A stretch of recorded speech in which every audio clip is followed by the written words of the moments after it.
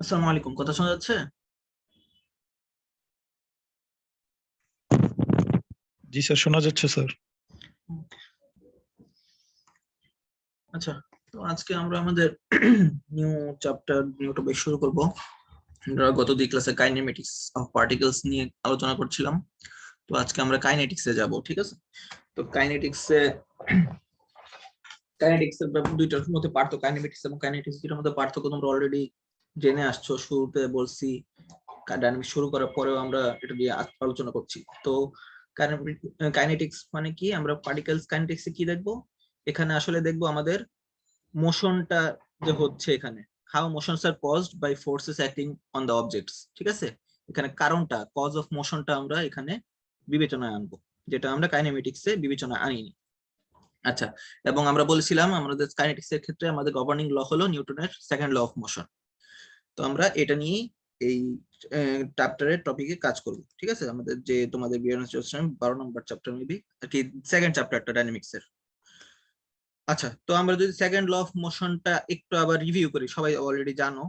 তো এই ক্ষেত্রে আসলে কি হয়, আমাদের যদি কোনো অবজেক্টের উপর এমন সব ফোর্স কাজ করে যাদের রেজাল্টেন্ট ফোর্স নন জিরো হয়, ঠিক আছে, মানে একটা ম্যাগনিটিউড আছে, ঠিক আছে? তো এই ক্ষেত্রে আমাদের রেজাল্টেন্ট ফোর্সটা হবে ইকুয়াল টু আমাদের mass times acceleration of the object, ঠিক আছে?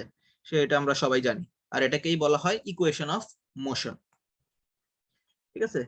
কিন্তু আমাদের কাইনেটিক্স যখন আমরা ইউজ করব, আমরা কাইনেটিক্স এর প্রবলেম গুলো আমরা যখন সলভ করবো, এই ক্ষেত্রে আমাদের জাস্ট এইটুকু পর্যন্ত রাখলে হবে না, আমাদের কাইনেটিক ডায়াগ্রাম দ্বারা এটা রিপ্রেজেন্ট করতে হবে, কোন দিক বরাবর কিভাবে আসলে অ্যাক্সেলারেশনটা হচ্ছে এবং মুভ করতেছে। সো এটাকে কাইনেটিক ডায়াগ্রাম দ্বারা রিপ্রেজেন্ট করা যায় এইভাবে, যে যে দিক বরাবর ফোর্সটা যাচ্ছে ওই দিক বরাবর আমাদের অ্যাক্সেলারেশনটা কাজ করতেছে, ঠিক আছে? আর এখানে যদি আমাদের যে এ এম এটা আছে, এম এ, এই এম এটাকে বলা হয় হলো ইনার্শিয়া ফোর্স,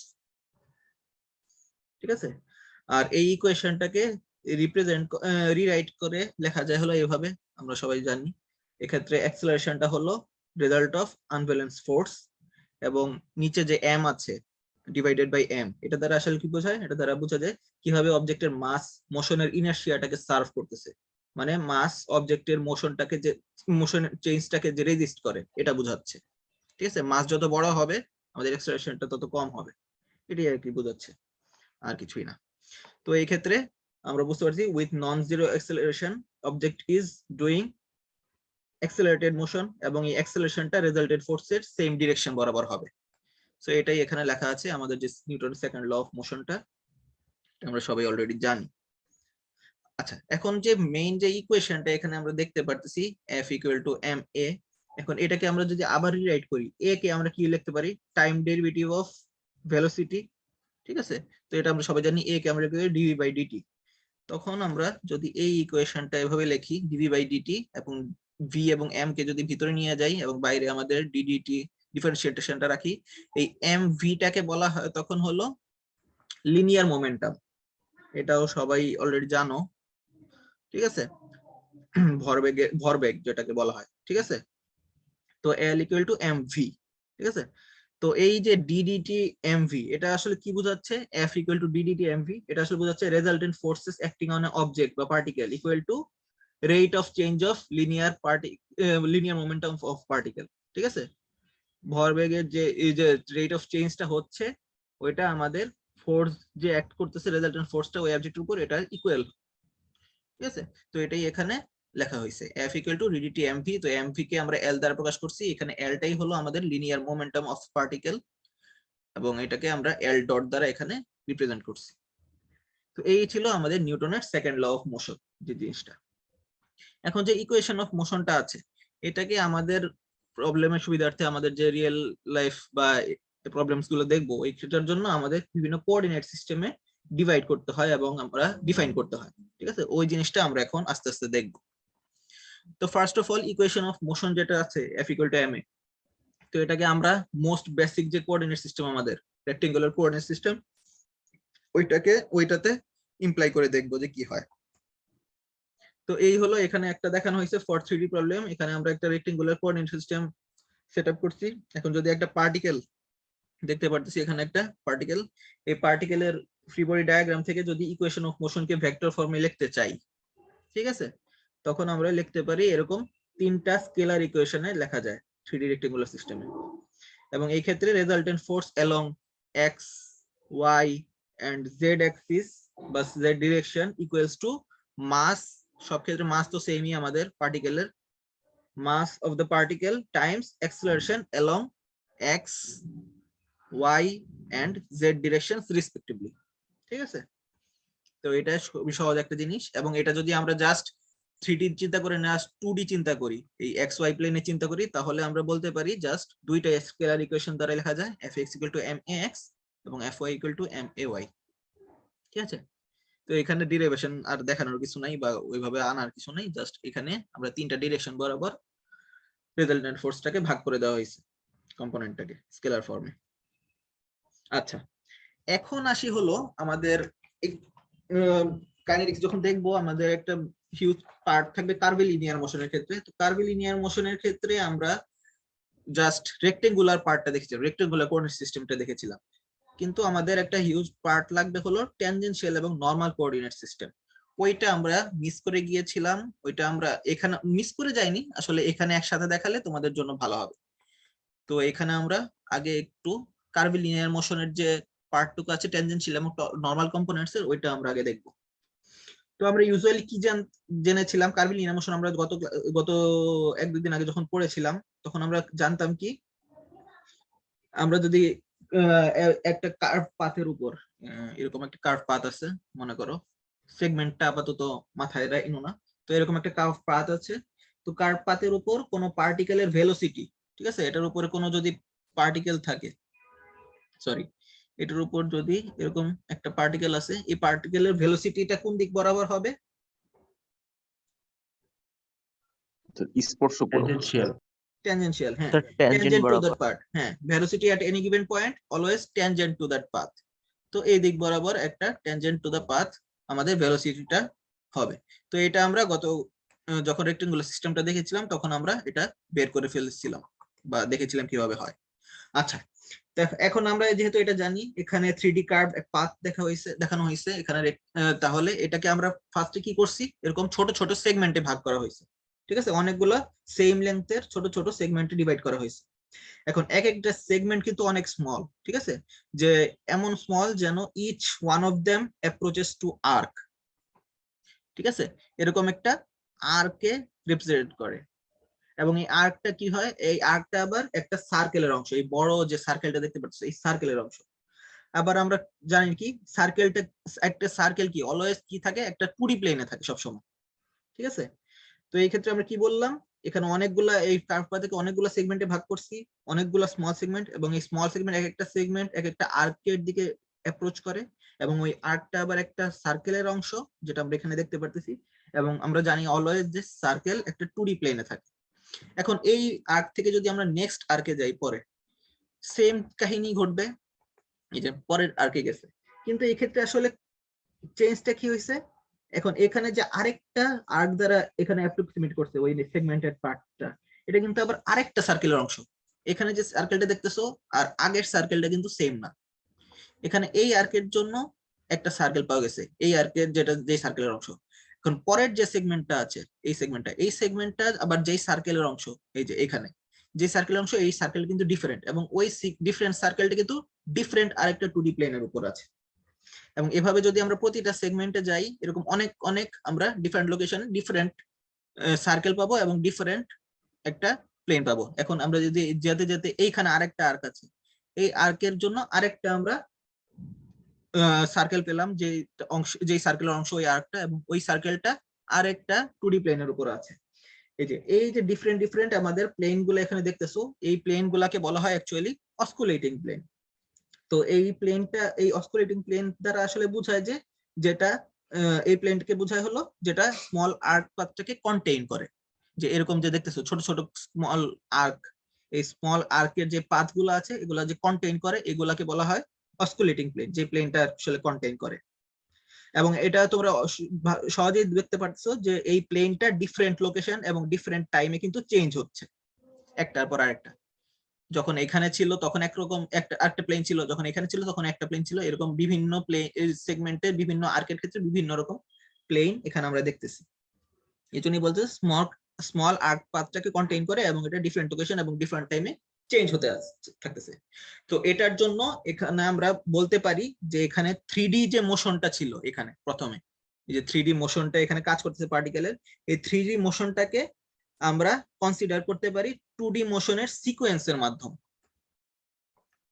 ঠিক আছে, এই 3D মোশনটাকে 3D motion can be considered as 2D motions of sequence যেটা লিমিটেড, এটা লিমিটেড উইদিন ইচ প্লেন। ঠিক আছে, তো প্রতিটা প্লেনের মধ্যে ওইটা লিমিটেড আছে। তো এখানে যে 2D মোশনটা কাজ করতেছে এই সেগমেন্টের মধ্যে, এটা এই ওই সেগমেন্টের মধ্যে যে প্লেনটা আছে ওই প্লেনের মধ্যে এটা লিমিটেড। আবার যে পরের সেগমেন্টের জন্য যে এটা যাব, ওইখানে যে আর্কটা আছে, ওইটার যে সার্কেল আছে, ওইটা সার্কেলটা যেই প্লেনের মধ্যে আছে ওই প্লেনের মধ্যে লিমিটেড। কিন্তু আলটিমেটলি সবগুলা কিন্তু আমরা যে সিকোয়েন্সিয়ালি ধরি, তো এটা আমাদের আগের যে 3D মোশনটা ছিল ওই 3D মোশনটাকেই রিপ্রেজেন্ট করতেছে। ঠিক আছে, তো এই জিনিসটা আমরা এখানে দেখলাম। তো এখন আমরা জানি এখানে যে আমরা সার্কেল দেখতেছি, এই সার্কেল একটা আর্ক, মনে করো এই কার্ভ পাথের উপর একটা পয়েন্টে আমাদের পার্টিকেলটা আছে এবং এটা এই পার্টিকেলটা পড়ছে এই সেগমেন্টের অংশের মধ্যে। ঠিক আছে, যেটা এই আর্কটাকে কন্টেইন করতেছে এবং এই আর্কের একটা সার্কেল আছে যেটা এখানে দেখতেছো। এবং আমরা জানি কি সার্কেলের প্রতিটা সার্কেলের একটা সেন্টার এবং রেডিয়াস আছে, এবং এবং এই যে আর্কটা আছে, এইখানের যে আর্কটা আছে, এই আর্ক অফ দ্য সার্কেলের জন্য এই রেডিয়াস এবং সেন্টারটাকে বলা হয় radius and centre of curvature. ঠিক আছে, এখানে রোটা যে দেখতেছো, এই রোটা হলো এই আর্ক অফ সার্কেলের রেডিয়াস অফ কার্ভেচার এবং ও ড্যাশটা হচ্ছে সেন্টার এই আর্ক অফ সার্কেলের জন্য। ঠিক আছে, এখন for particle travelling to this location, ঠিক আছে, দিস লোকেশন আমরা এখান থেকে একটা পেয়ার অফ এক্সেস কে ডিফাইন করতে পারি। কি কি পেয়ার অফ এক্সিস? যে একটা হলো আমাদের টি অ্যাক্সিস, যেটা হলো ট্যানজেনশিয়াল অ্যাক্সিস, এটা হলো আমাদের ট্যানজেন্ট বরাবর কাজ করতেছে এবং ট্যানজেন্ট টু দ্য আর্ক এবং points toward the direction of motion. ঠিক আছে, আরেকটা অ্যাক্সিস আমরা ডিফাইন করতে পারি এন অ্যাক্সিস, যেটাকে বলা হয় নরমাল অ্যাক্সিস, এটা pointing towards the centre of the curvature এবং always normal to the arc. এই যে এখানে যে আর্কটা আছে এটার নরমাল ডিরেকশন বরাবর। একটা হলো আমাদের ট্যানজেনশিয়াল ডিরেকশন বরাবর, একটা হলো নরমাল ডিরেকশন বরাবর, এবং একটা আরেকটার সাথে পারপেন্ডিকুলার। তো এই অ্যাক্সিস গুলার আমাদের ডেফিনেশন ইউজ করে আমরা মোশন ভেক্টরের ট্যানজেনশিয়াল এবং নরমাল কম্পোনেন্টটা ইউজ করতে পারি ইনস্টেড অফ আমাদের এক্স ওয়াই জেড কম্পোনেন্ট। ঠিক আছে, আমরা আগে যেমন এক্স ওয়াই জেড কম্পোনেন্ট দেখেছিলাম, ভিএক্স, ভিওয়াই, ভিজেড। ঠিক আছে, ওইগুলার বদলে আমরা এখানে জাস্ট নরমাল এবং ট্যানজেনশিয়াল এই যে অ্যাক্সিস গুলার ডেফিনিশনটা আছে এগুলো ইউজ করে আমরা মোশন ভেক্টরটাকে নতুন দুইটা কম্পোনেন্টে বিভক্ত করতে পারি। তো কিভাবে বিভক্ত করতে পারি? এই যে একটা এই কার্ভ পাথে একটা পার্টিকেল আছে এই পি পয়েন্টে, এবং ডিটি সময় এই পিটা পি ড্যাশে যায়। ঠিক আছে, এবং যেই ডিসটেন্সটা ট্রাভেল করলো ওইটা একটা আর্ক লেন্থ, একটু আগে আমরা যেটা দেখলাম। ঠিক আছে, এটা আর্ক লেন্থটা এখানে ডিএস দ্বারা দেখানো হয়েছে। এবং আমরা এনি গিভেন টাইমে আমরা এখন পেয়ার অফ অ্যাক্সিস সেট করতে পারি। ঠিক আছে, তো আমরা এখন পি পয়েন্টে যদি পেয়ার অফ অ্যাক্সিসটা সেট করি, একটা হলো আমাদের ট্যানজেনশিয়াল অ্যাক্সিস একটু আগে যেটা বললাম, আরেকটা, এবং এই ট্যানজেনশিয়াল অ্যাক্সিস বরাবর আমাদের ইউনিট ভেক্টরটা ধরি হলো ইউটি, এদিক বরাবর কাজ করতেছে। যেহেতু পিটা মুভ করতেছে তো এটার মোশনটা আমাদের কাজ করতে হবে, আমাদের ভেক্টর মোশনটা আমাদের এখানে ডিফাইন করতে হবে। তো আমাদের যেহেতু ভেক্টর আছে, ভেক্টর ভেলোসিটি আছে, মোশন ভেক্টর, তো ভেলোসিটিটার একটা ডিরেকশন থাকবে, এজন্য আমরা ট্যানজেনশিয়াল বরাবর ধরলাম হলো ইউটি, ইউনিট ভেক্টর। এবং আমাদের আরেকটা অ্যাক্সিস আছে নরমাল অ্যাক্সিস, এবং ওই ডিরেকশন বরাবর আমাদের ইউনিট ভেক্টর ধরলাম হলো ইউএন। এবং এখন আমরা জানি কি ভেলোসিটি ভেক্টরটা অলওয়েজ কি ট্যানজেন্ট টু দ্য পাথ। তাহলে আমরা এটাকে লিখতে পারি, ভেলোসিটি ভেক্টরটাকে আমরা অ্যান্টি কম্পোনেন্টস হিসেবে সিম্পলি লিখতে পারি V equal to V UT. ঠিক আছে, এখানে ভি এবং ইউটি এটা তো ভেক্টর বুঝতে পারছো, বোল্ড আকারে লেখা যেহেতু। তো এখানে আসলে ভিটা কি বোঝাচ্ছে? ভিটা বোঝাচ্ছে এখানে ভি ইন্টু ইউটি। ভিটা কি এখানে ম্যাগনিটিউড অফ দ্য ভেলোসিটি। ঠিক আছে? তো এই ভিটাকে কিভাবে লেখা যায়, ডিএস বাই ডিটি, আমরা এটা অলরেডি জানি। এবং ইউটিটা আসলে কি ডিফাইন করতেছে এখানে, ইউটিটা এটা নির্দেশ করতেছে যে ভিটা always in the direction as tangent to the path. ঠিক আছে, এটা কিন্তু জাস্ট একটা কম্পোনেন্টই থাকবে ভেলোসিটির অ্যান্টি কম্পোনেন্টের ক্ষেত্রে, জাস্ট আমাদের ট্যানজেনশিয়াল বরাবর। কারণ আমরা জানি কি ভেলোসিটি অলওয়েজ, ভেলোসিটি ভেক্টরটা সবসময় পাথের ট্যানজেন্ট বরাবর কাজ করে, ট্যানজেন্টের দিক বরাবর যায়। ইউটিটা কি ইউনিট ভেক্টর হবে? ইউনিট ভেক্টর, হ্যাঁ ইউনিট ভেক্টর, ইউনিট ভেক্টর হিসেবে দেখানো হয়েছে। আচ্ছা, তো এখানে আমাদের ভেলোসিটিটা এখানে এভাবে দেখানো হলো। আর আমরা যদি সেম ভাবে আমরা অ্যাক্সেলারেশনটা দেখাতে পারি, এবং অ্যাক্সেলারেশনের ক্ষেত্রে এখানে দুইটা কম্পোনেন্ট থাকবে। তো দুইটা কম্পোনেন্ট কি, একটা হলো আমাদের এটি ট্যানজেনশিয়াল ডিরেকশন বরাবর, যেটাকে এটি হিসেবে দেখানো হয়েছে, আর একটা হলো নরমাল ডিরেকশন বরাবর এএন। ঠিক আছে, এটিটা কি, এটিটা আসলে চেঞ্জ ইন স্পিডটাকে বোঝায়। আচ্ছা, এ কে আমরা এই অ্যাক্সেলারেশনকে আমরা এইভাবে রিপ্রেজেন্ট করতে পারি, একটা হলো ট্যানজেনশিয়াল কম্পোনেন্ট, একটা হলো নরমাল কম্পোনেন্ট।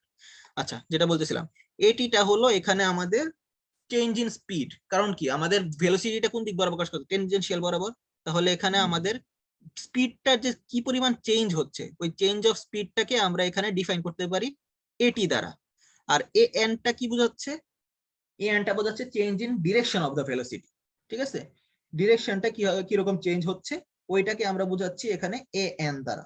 তো এই এটি এবং এ এন এর কিন্তু দুইটা ডিস্টিংক্ট এখানে মিনিং আছে। আর আমরা যদি এটাকে প্যারালালোগ্রাম সূত্র দ্বারা ইউজ করি, দুইটা যেহেতু পারপেন্ডিকুলার এটি এবং এন, আমরা সহজেই এটাকে রিপ্রেজেন্ট করতে পারবো এই দুইটা কম্পোনেন্ট দ্বারা।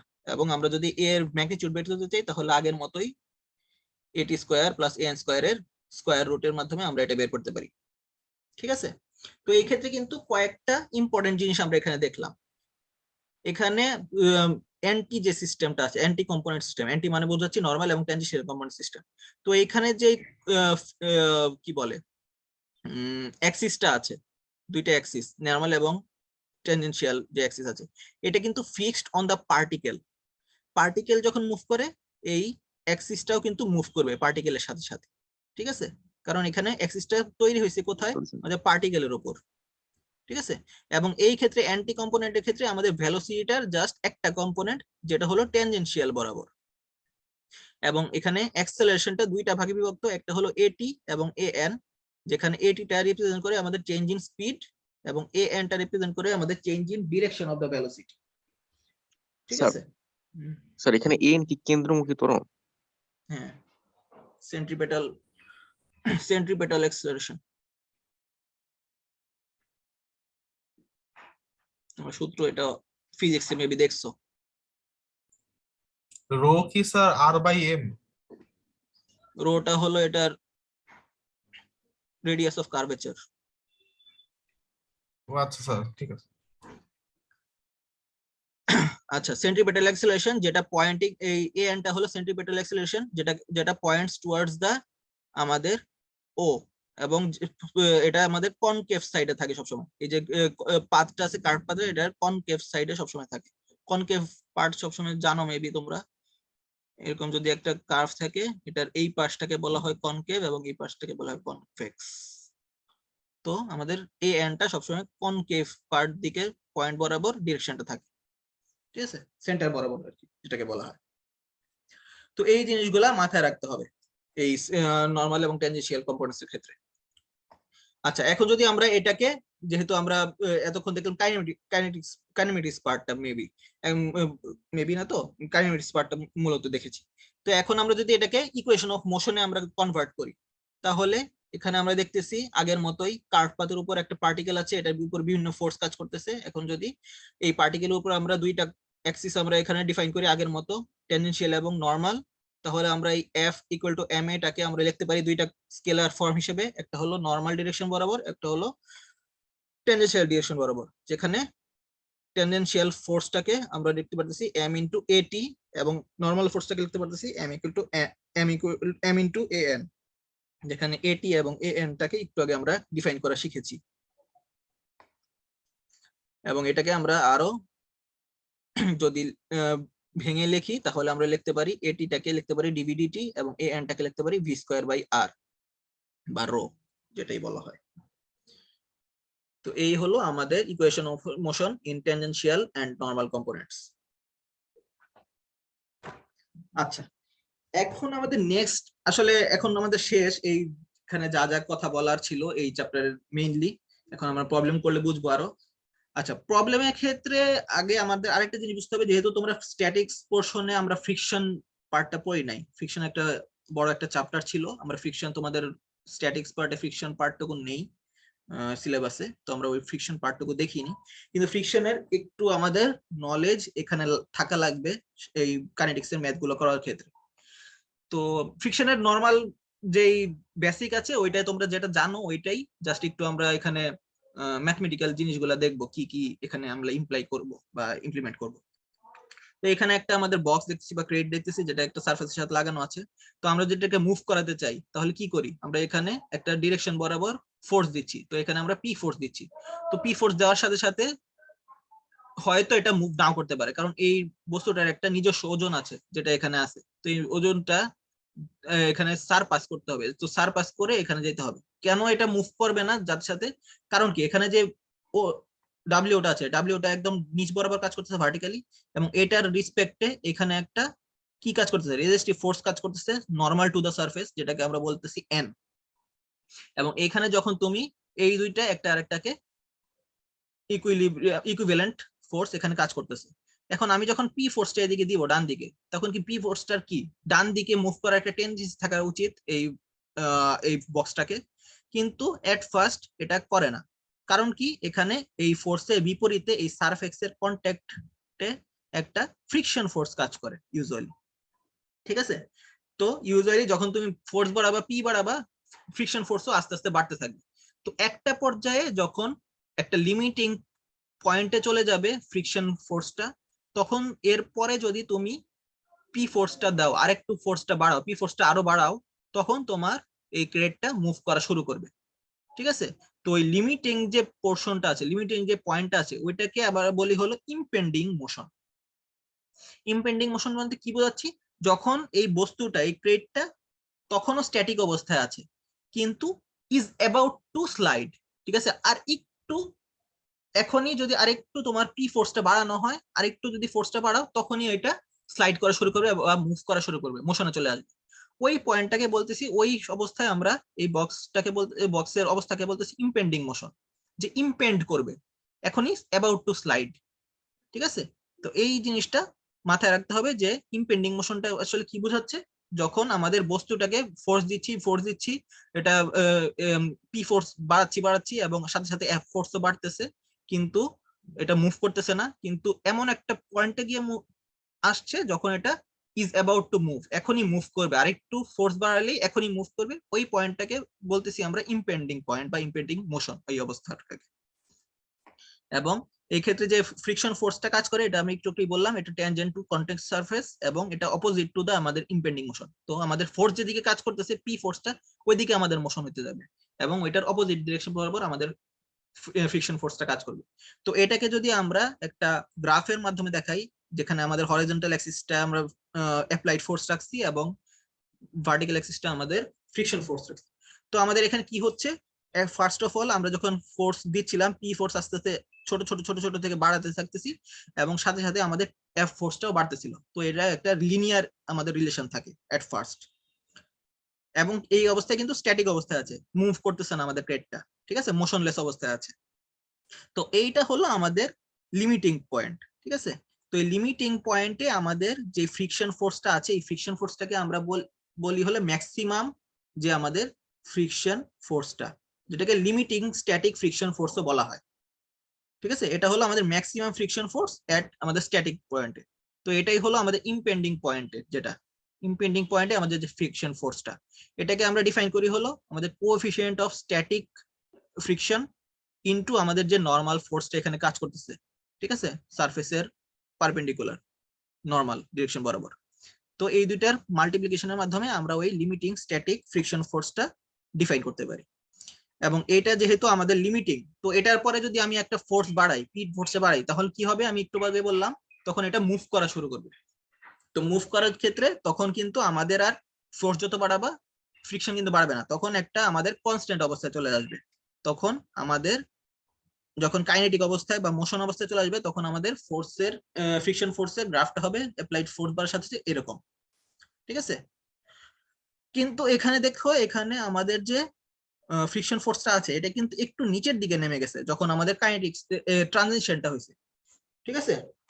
তো এটা আসলে তেমন আহামরি কারণ না, এখানে আসলে কারণ হলো তুমি নরমালি যখন চিন্তা করো একটা বক্স বা একটা কিছু আছে, এটাকে তুমি একটা এরকম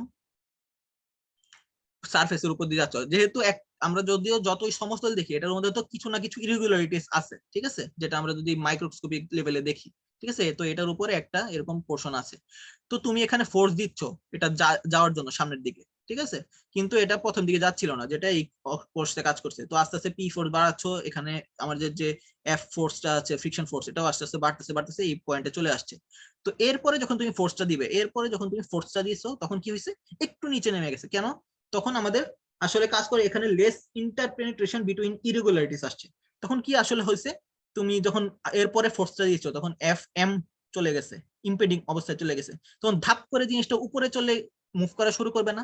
ইউজুয়ালি কি হয়, একটা জিনিস তুমি টানতেছো যখন যাচ্ছে না একটা সময় পরে কি তুমি একটু যখন এটা চলা শুরু করে তখন তুমি একটু সামনের দিকে চলে যাও না, ধূপ করে একটু সামনের দিকে, ওই পোর্শনটাকে বলা হয়েছে আসলে ফ্রিকশন পয়েন্টটা আসলে একটু কমে গেছে, ঠিক আছে। ওইটা আসলে হয় হলো আমাদের যখন ইন্টারপেনিট্রেশনটা কমে যায়, লেস ইন্টারপেনিট্রেশন অফ আমাদের ইরেগুলারিটিসটা কমে যায়, যেহেতু কমে গেছে সারফেসের সাথে, এজন্য আমাদের ফ্রিকশনটা কমে যায়। এরপরে আমরা যখন মুভ করতে থাকে তখন আমাদের অ্যাপ্লাইড ফোর্সের সাথে সাথে ওই ফ্রিকশনটা কনস্ট্যান্ট অবস্থায় চলে যায়, এবং ওই ক্ষেত্রে আমাদের যে ফ্রিকশন পয়েন্টটা আমরা এখানে পাইছি ওইটাকে আমরা ইমপ্লাই করি হলো এফ কে দ্বারা, এখানে কে মানে কাইনেটিক্স বুঝাইছে। এবং এই ক্ষেত্রে আমাদের যে কোএফিসিয়েন্ট অফ ফ্রিকশন পয়েন্টটা আমরা ভ্যালুটা নেই, ওইটাকে বলা হয় মিউ কে। এখানে মিউটা হলো আমাদের কোএফিসিয়েন্ট অফ ফ্রিকশন এবং কে দ্বারা বোঝাইছে কাইনেটিক পোর্শন, আর এখানে এস দ্বারা বোঝাইছিল হলো স্ট্যাটিক পোর্শন। তো এই হলো আমাদের কাইনেটিক ফ্রিকশনাল ফোর্স। এবং আমরা যখন কাইনেটিক্স, এখানে আমরা তো যেহেতু স্ট্যাটিক্স দেখতেছি না, আমাদের কাইনেটিক্স সেক্ষেত্রে দেখবো, এক্ষেত্রে ইম্পেন্ডিং অবস্থা থাকবে না, আমাদের সবকিছুই হবো মোশন অবস্থা থাকবে। মানে এই যে এই পোর্শনটা পাস করে চলে গেছে, এই লিমিটিং কন্ডিশনটা পাস করে মোশনের অবস্থায় চলে যায়, ঠিক আছে। আমরা এখন যে প্রবলেমগুলো দেখবো সবগুলো মোশন অবস্থায় আছে, এবং এই ক্ষেত্রে আমাদের সবগুলো হবে হলো F K equal to mu K N, এই সূত্র দিয়ে, যেহেতু আমরা কাইনেটিক্স এখানে দেখবো, ঠিক আছে। বলো স্যার, ইমপেন্ডিং মোশনের সংজ্ঞাটা কিভাবে লিখবো? সংজ্ঞা তো তোমাকে লিখতে বলি নাই, মানে স্যার বোঝার জন্য আর কি। বোঝার জন্য তো বললামই, যখন আমাদের ফ্রি ফোর্সটা বাড়াচ্ছ একটা লিমিটিং কন্ডিশনে চলে আসছে, লিমিটিং কন্ডিশন মানে এখানে ম্যাক্সিমাম পর্যায়ে চলে গেছে আমাদের ফ্রিকশন ফোর্সটা স্ট্যাটিক রাখার ক্ষেত্রে। এরপরে ওই অবস্থায় আমাদের ক্রেটটা স্ট্যাটিক অবস্থায় আছে যে অবস্থায়, কিন্তু এরপরে আমরা যদি একটুও আমাদের ফোর্সটা বৃদ্ধি করি, ওইটা আমাদের এই লিমিটিং কন্ডিশনটা ভেদ করে চলে যাবে, মানে লিমিটিং কন্ডিশনটাকে সারপাস করে ফেলবে, ঠিক আছে। ওই সারপাস ওভারকাম করে ফেলার যে পয়েন্টটা কিন্তু করেনি, ওই পয়েন্টটাকেই বলা হয় হলো ইম্পেন্ডিং পয়েন্ট, কিন্তু ওই পয়েন্টটা স্ট্যাটিক অবস্থায় আছে। আচ্ছা, তো এই জিনিসটা বোঝার জন্য জাস্ট আমাদের এই ম্যাথমেটিক্যাল যে পয়েন্টগুলো আছে এই জিনিসগুলো দেখার জন্য এই কথাবার্তাগুলো বললাম, আর কিছুই না।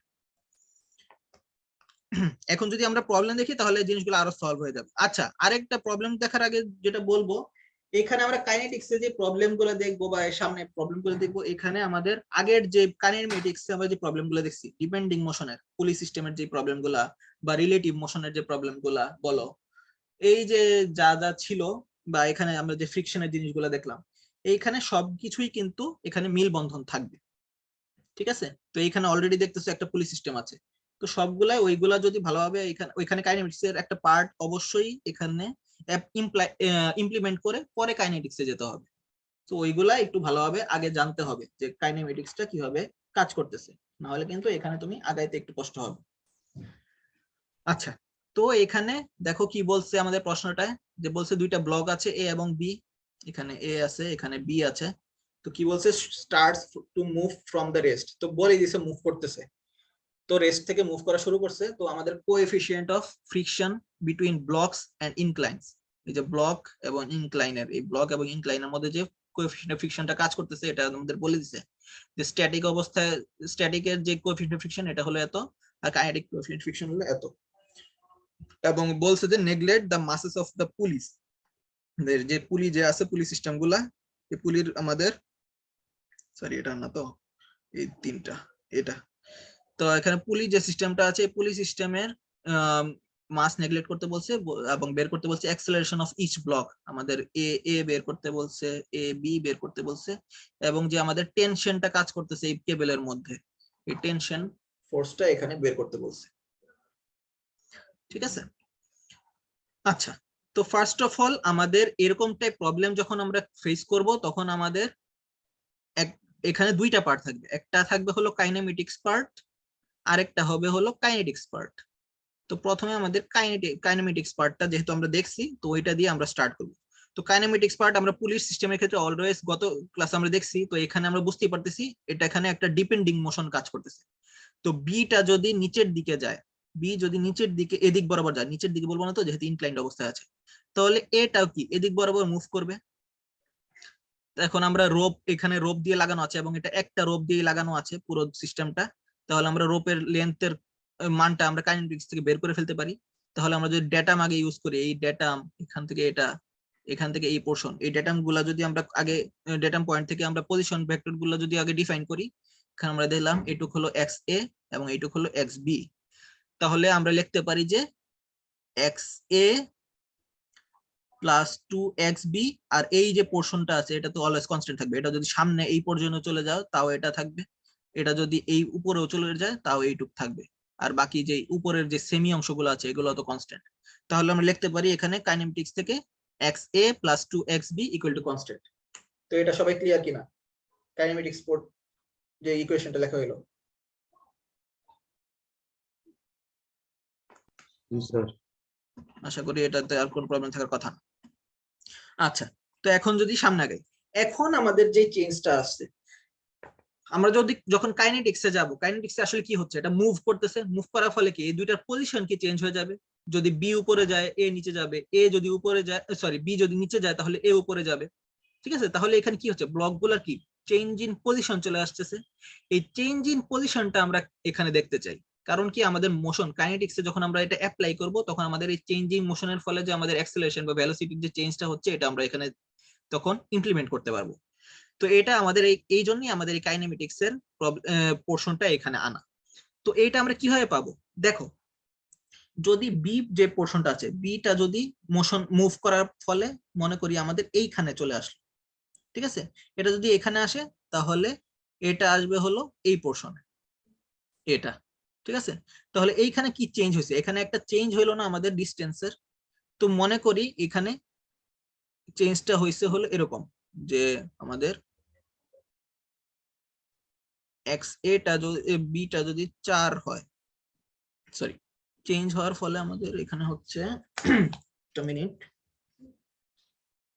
এক্স এ যদি এখানে 4 মিটার মুভ করে তাহলে আমাদের এক্স বিটা কতটুকু মুভ করবে কেউ বলতে পারো কোন আইডিয়া 2 মিটার 2 মিটার এটা আসলে কেন হয়েছে কারণ স্যার হচ্ছে তাদের হচ্ছে x a প্লাস 2xb থেকে অবশ্য স্যার বের করা যায় এখান থেকে আসলে এটা বের হইছে তোমরা যদিও এটা ইনটুইশন বা এক্সপেরিয়েন্স বলতে পারো বাট আসলে এটা এখান থেকে বের হইছে এখানে আমাদের চেঞ্জ ইন পজিশনটা আসলে হইছে হলো এই যে পজিশনটা আছে ওল্ড পজিশন এখান থেকে নিউ পজিশনে আসতে আমাদের কি হইছে এই যে পজিশনটা এখানে হইছে এটাকে আমরা বলতে পারি ডেল এক্স এ ঠিক আছে আর এখানে যে এই যে ওল্ড পজিশন ছিল এখান থেকে নিউ পজিশনে আসার ফলে এটাকে আমরা বলতে পারি ডেল এক্স বি তো এখানে আসলে এই যে পজিশনটা চেঞ্জ হয়েছে এটা আসলে কিভাবে চেঞ্জ হয়েছে এই কাইনেমেটিক্স এর সূত্রটা ইউজ করে আসলে চেঞ্জটা হয় তো চেঞ্জ ইন পজিশনটা এখানে হয় আসলে ডেল এক্স এ প্লাস 2 ডেল এক্স বি এবং কনস্ট্যান্টের তো চেঞ্জ মানে কি 0 কনস্ট্যান্ট যদি চেঞ্জ করো কনস্ট্যান্ট মাইনাস কনস্ট্যান্ট 0 আসে তো এইখানে আসলে আমরা কাইনেমেটিক্স থেকে আমাদের চেঞ্জ ইন পজিশনটা আমরা এখানে বের করে ফেলতে পারি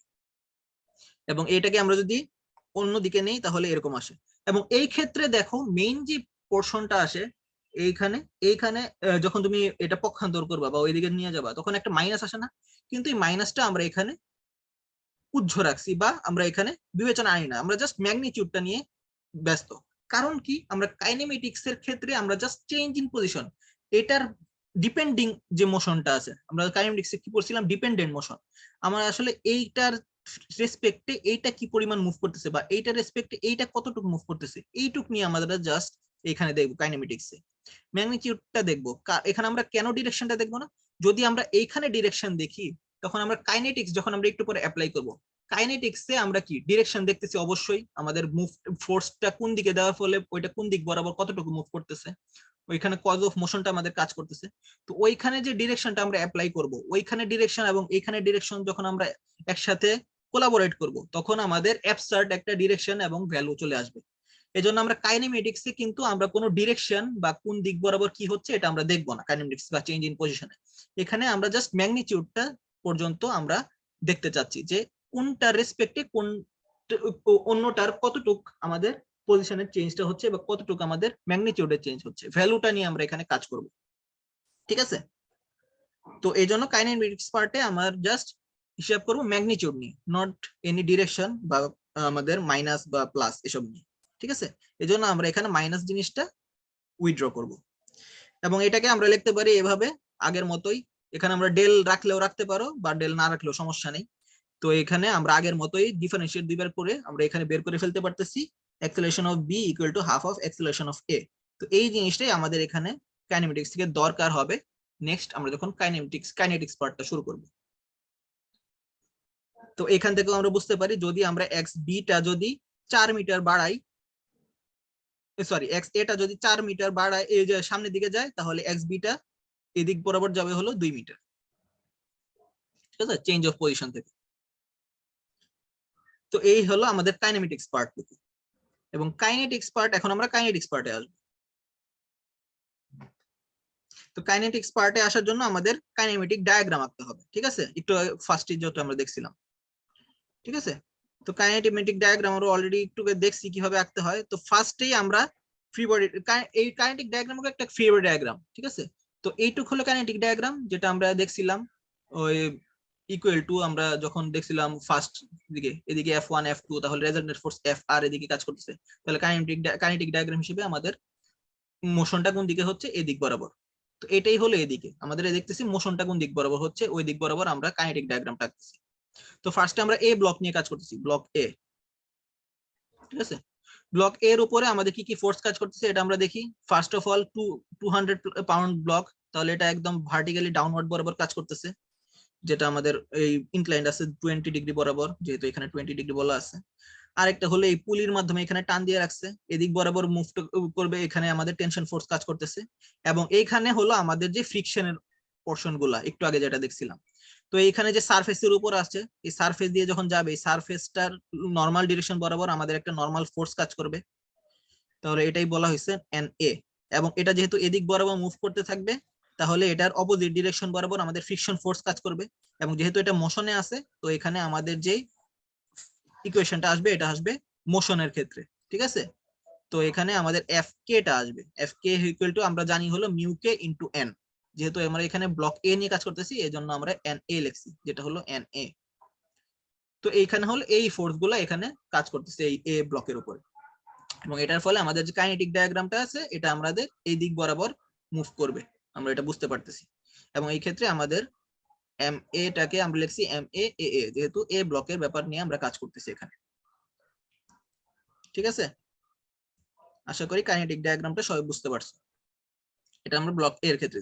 তো এখন যদি আমরা এই দুইটা ডিরেকশন বরাবর আমরা আমাদের ইকুইলিব্রিয়াম ইকুয়েশনটা, ইকুইলিব্রিয়াম না তো, এখানে যদি আমরা দুইটা ইকুয়েশন আমরা এখানে সলভ করি, একটা হলো এই ডিরেকশন বরাবর, দুইটা ইকুয়েশন আছে, একটা ইকুয়েশনে দুইটা ডিরেকশন বরাবর আমরা দেখব।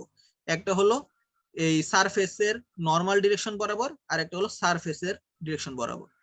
তো একটা হলো নরমাল ডিরেকশন বরাবর আমরা প্লাস ধরছি ভার্টিক্যাল উপরের দিকে, আর একটা হলো এই দিক বরাবর উপরের দিকে প্লাস ধরছি, এবং দুই ক্ষেত্রেই ইকুয়েশন ইউজ করা হয়েছে কি আমাদের নিউটনের সেকেন্ড ল। আচ্ছা, যখন আমরা স্ট্যাটিক্স পোরশনটা পড়ছিলাম তখন আমাদের এই পোরশনটা কি ছিল, এই পোরশনটা কিন্তু ছিল না, কারণ আমাদের তখন কিন্তু কোনো অ্যাক্সেলারেশন বা ভেলোসিটি নিয়ে কাজ করতে ছিল না, ওটা ইকুইলিব্রিয়াম অবস্থায় ছিল, স্ট্যাটিক অবস্থায় ছিল, তখন এটাকে আমরা জিরো ধরছিলাম।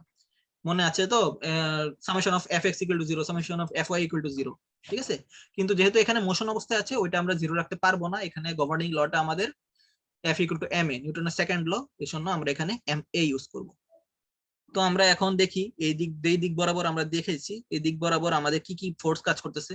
তো এই দিক বরাবর আমাদের নর্মাল যে ফোর্সটা আছে নর্মাল ফোর্সটা এখানে কাজ করতেছে, মাইনাস যেহেতু 200 পাউন্ড নিচের দিকে কাজ করতেছে, তাহলে এটার যদি এই দিক বরাবর কম্পোনেন্ট আমরা দেখি এটা হলো ভার্টিক্যালি ডাউনওয়ার্ড কাজ করতেছে, তাহলে এটা হলো আমাদের 20 ডিগ্রি। তাহলে এই দিক বরাবর হবে আমাদের 200 মাইনাস 200 cos 20 ডিগ্রি, যেটা মাইনাস ডিরেকশন বরাবর এই দিক বরাবর কাজ করতেছে, নিচের দিক বরাবর।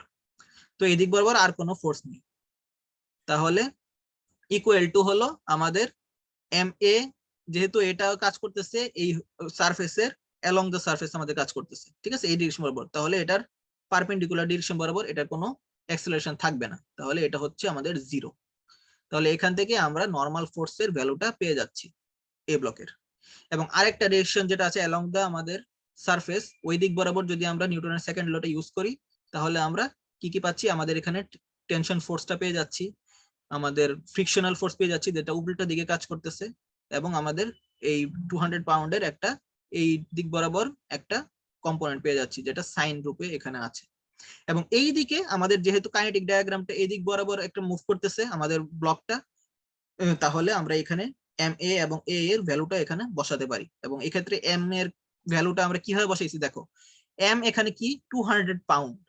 এই ক্ষেত্রে তোমাদের সবসময় মনে রাখতে হবে দুইটা পাশ দিয়ে লিখছো সিগমা সামেশন অফ F এবং MA, দুই দিকের কিন্তু তোমার কি বলে unit of the both side have to be same, এটা সবসময় মাথায় রাখতে হবে।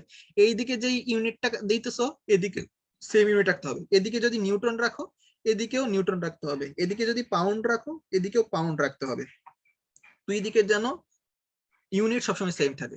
দেখো এখানে MA যেটা আছে, MA যখন আমরা এখানে ইউজ করব তখন M পোরশনটায় দেখো 200 পাউন্ড আমরা জানি, W এর মান জানি, তো এটার সাথে যদি বাই আমরা G দেই, গ্র্যাভিটেশনাল ফোর্স দেই, তখনই আমরা কিন্তু এই মাসটা পাবো। তো এই জন্য যেহেতু এখানে পাউন্ড হিসেবে সব কাজ, এই জন্য আমরা এখানে FPS পদ্ধতিতে G এর ভ্যালু ধরছি 32.2, যেটা আমরা অলরেডি জানি, এবং এটা এমনি রেখে দিছি যেটা হয়ে আছে। তো এখান থেকে আমরা টেনশন ফোর্সের একটা এক্সপ্রেশন এখানে পেয়ে গেছি। তো এটা গেল আমাদের এ যে ব্লকটা আছে এটার ক্ষেত্রে যে কাইনেটিক্স এর ডায়াগ্রামটা আমরা এখানে ইউজ করছি। এরপরে আমরা এখানে N এর ডিরেকশনটা কোন দিকে স্যার? এন এর ডিরেকশন এই যে যেদিক বরাবর দিছি, ও ঠিক আছে, সারফেসের পারপেন্ডিকুলার বরাবর, কারণ এটার ওয়েটটাকে তো মিনিমাইজ করতে হবে, এই দিক বরাবর সারফেস তো তোমাকে একটা রিঅ্যাকশন ফোর্স দিবে তুমি যখন সারফেসের উপর দাঁড়াবা। এখন আমরা বি এর দিকে যদি দেই, বিটা হলো এটা একটু আরেকটু বাঁকা হইলে ভালো হইতো, যাই হোক। তো সবাই বুঝে নাও এটা হলো আমাদের along the surface আমাদের ডিরেকশন, আর এটা পারপেন্ডিকুলার ডিরেকশন বরাবর। পারপেন্ডিকুলার আমাদের সারফেসে পারপেন্ডিকুলার আগের মতোই নরমাল ডিরেকশন নরমাল ফোর্স কাজ করতেছে, এটার যেহেতু এদিক বরাবর মুভ করবে তাহলে এটার উপর অপোজিট ডিরেকশনে আমাদের ফ্রিকশন ফোর্স কাজ করতেছে, এবং এটার একটা ওয়েট কাজ করতেছে, এবং এটা নিচ দিক এই দিক বরাবর আমাদের মুভ করবে যেহেতু, তো এই দিক বরাবর এটা কাইনেটিক্স ডায়াগ্রামটা আমাদের আঁকা হয়েছে। এবং এটার এই দিক বরাবর দেখো এখানে সে কি দ্বারা যুক্ত আছে, দুইটা পুলির দুইটা এরকম রূপের মাধ্যমে, যেটা এক একটা টি এর সমান।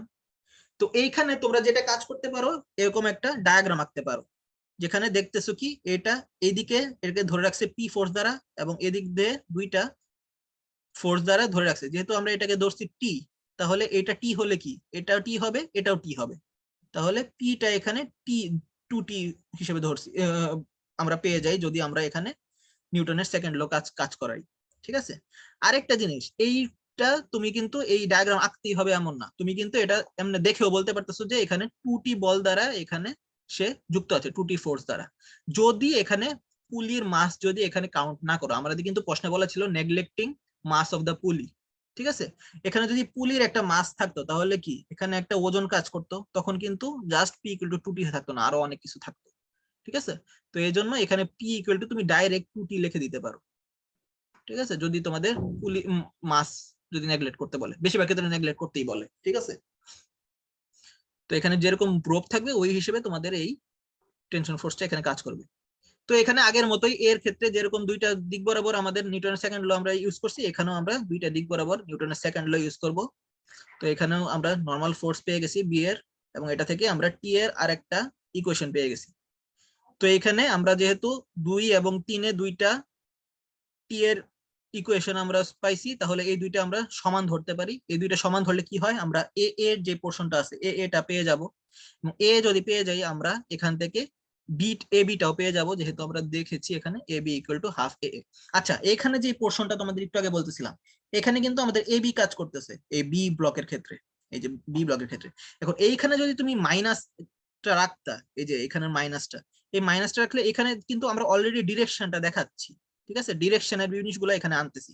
এখানে যদি তুমি কাইনেমেটিক্স এরও আরেকটা ডিরেকশন নিয়ে আসো মাইনাস প্লাস, তাহলে কিন্তু দুইটা মিলে কিন্তু আমরা আসল যে ডিজায়ার্ড যে ডিরেকশন বা ভ্যালুটা আছে, ম্যাগনিটিউড টি এর বলো, এ এর বলো, এ বির বলো, এগুলো কিন্তু পাবো না।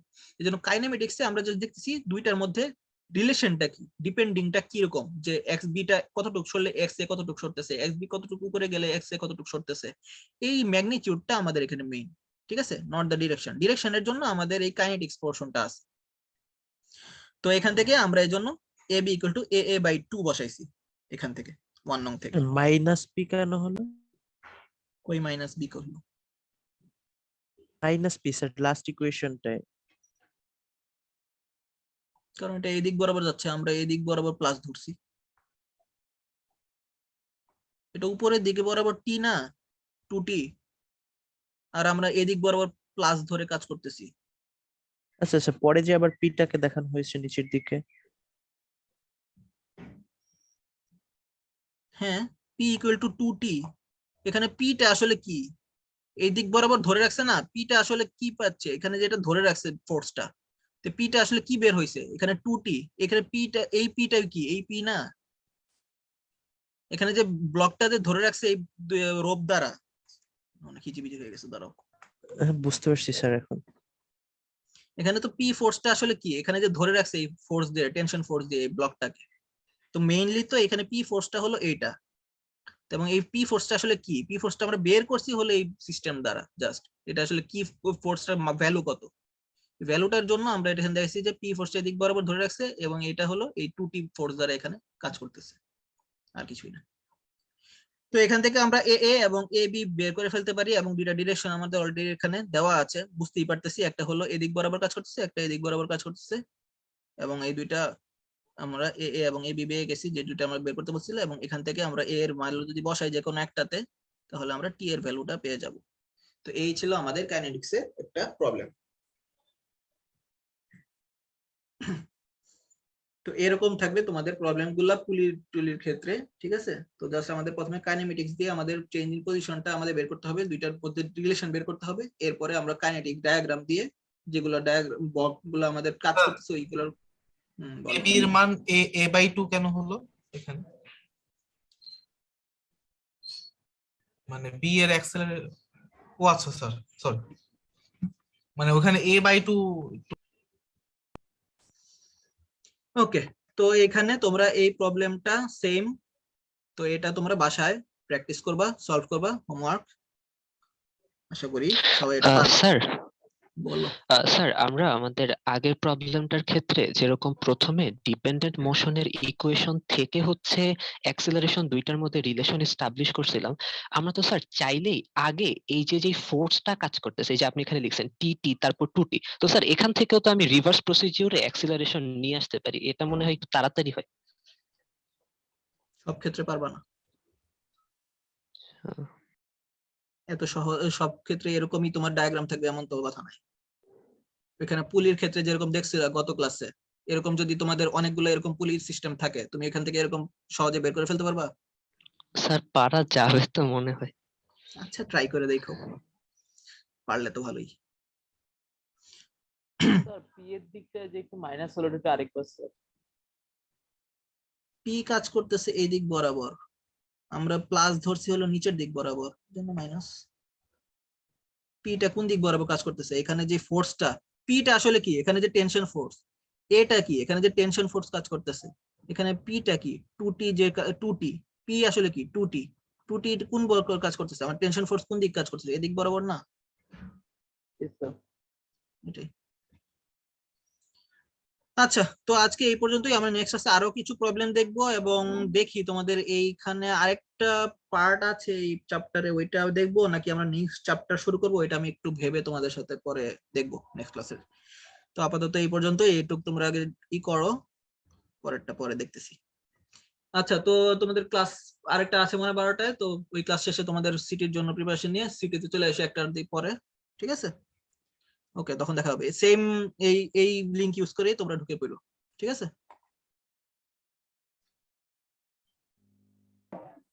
Okay sir. ওকে, ঠিক আছে, ভালো থাকো। স্যার আসসালামু আলাইকুম। ওয়ালাইকুম আসসালাম। আচ্ছা।